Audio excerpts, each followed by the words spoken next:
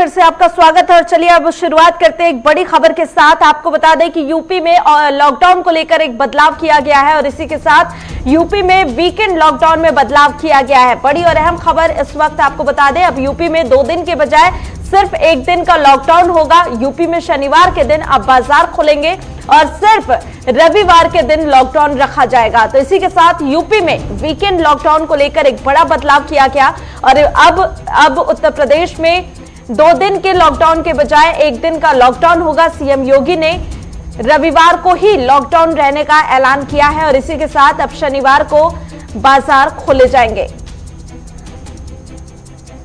तो बड़ी और अहम खबर आपको बता दें कि यूपी में वीकेंड लॉकडाउन को लेकर यह बड़ा बदलाव किया गया है। और इसी खबर पे ज्यादा जानकारी के साथ अनूप सिंह इस वक्त फोन लाइन पे हमारे साथ जुड़े हुए हैं। अनूप, क्या कुछ जानकारी मिल रही है? वीकेंड लॉकडाउन में बड़ा बदलाव किया गया है।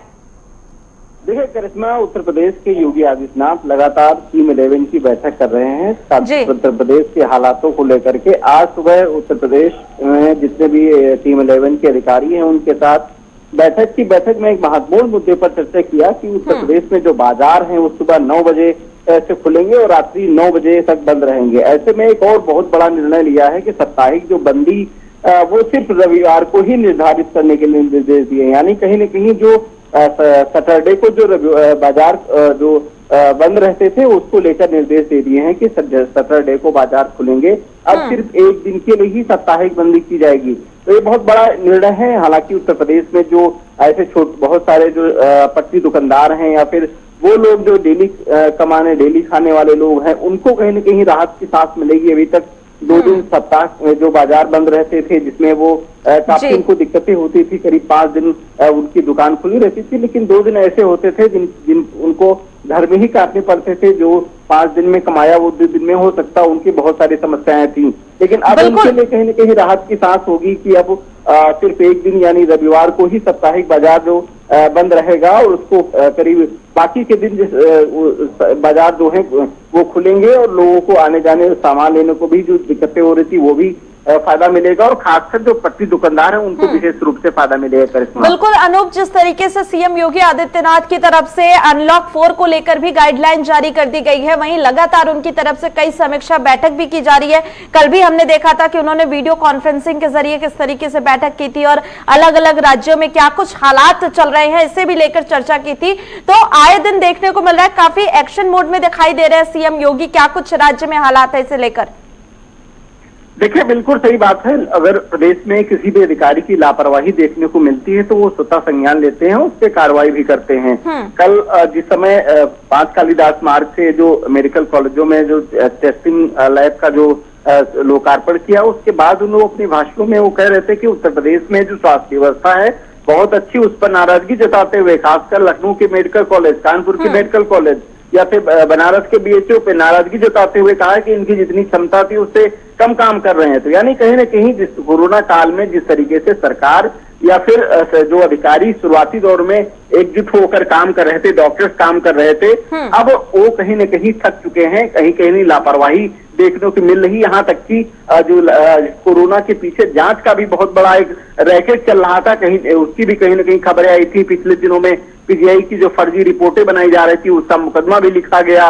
कल जिस तरीके से चंदन हॉस्पिटल में जो पूर्व मंत्री थी उनकी कोरोना से डेथ हो गई, उनके परिवार वालों की जब डीएम से अपील के बाद उनकी फिर से दोबारा जांच कराई गई तो वो निगेटिव निकले। तो कहीं न कहीं ये सब मामले उत्तर प्रदेश में देखने को मिल रहे थे और इस मामलों को लेकर हालांकि सीएम योगी आदित्यनाथ ने कल नाराजगी जताते हुए मेडिकल कॉलेज पर भी आरोप लगाए हैं। तो उत्तर प्रदेश में लगातार जो लापरवाह अफसरों पर कार्रवाई करते रहते हैं और लगातार जो टीम 11 के साथ मीटिंग चल रही है वो प्रदेश के हालात और हाल दोनों ही पूछते हैं, उसके बाद फिर निर्णय लेते हैं। बिल्कुल अनूप, जिस तरीके से आप ग्राउंड पे रहते हैं और सारी रिपोर्ट्स आपके पास आती है, ऐसे में जहां तक लोग लगातार मांग कर रहे थे लॉकडाउन को लेकर और आपने जिक्र भी किया था कि किस तरीके से लोगों को बड़ी राहत मिलेगी, ऐसे में अभी तक लोगों की क्या कुछ प्रतिक्रिया आ रही है जिस तरीके से अब 2 दिन को हटा के 1 दिन का वीकेंड लॉकडाउन कर दिया गया है?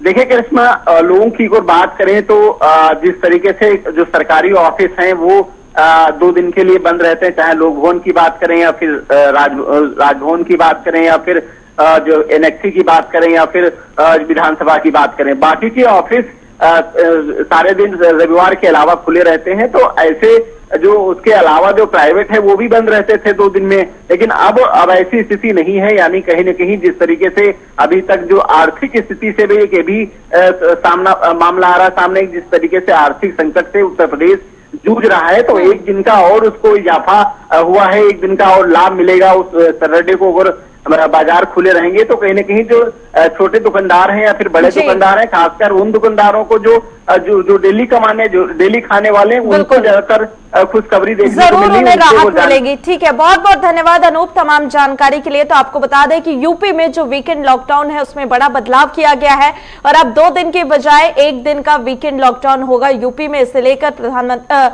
मुख्यमंत्री सीएम योगी आदित्यनाथ ने घोषणा की है और इसी के साथ अब शनिवार को बाजार खुलेंगे और सिर्फ रविवार को लॉकडाउन होगा।